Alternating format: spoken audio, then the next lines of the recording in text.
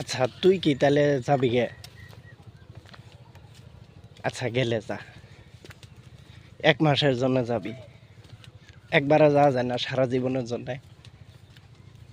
ঠিক আছে তুই যাবি, যা, সমস্যা নাই। কিন্তু তোর সাথে এই কিছু মানুষ আছে তোর থেকে বেশি খারাপ। তুই আমগরে তেমন কোনো ক্ষতি করস না, ক্ষতি করে এই তোর মতো কিছু মানুষ এইগুলা আমগরে ক্ষতি করে। তোর সাথে এইগুলারও নিয়ে যা।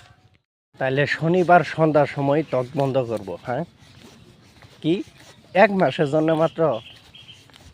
তারপর আবার বাড়াই পড়বি? কি দিয়ে বান্ধিব? সিরকল?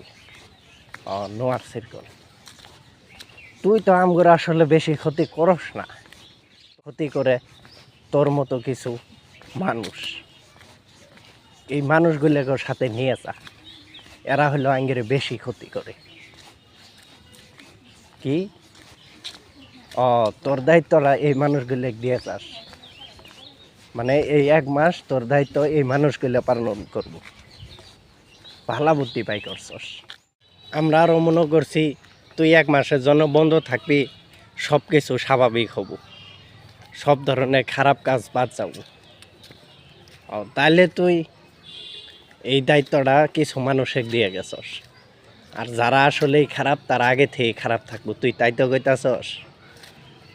তোর কোনো হাত নাই এই খারাপের পেছনে। ঠিকই কইছস। এতক্ষণ কার সাথে কথা বললাম আপনারা কি জানেন? জানলে কমেন্ট বক্সে জানান এতক্ষণ আমি আসলে কার সাথে কথা বললাম।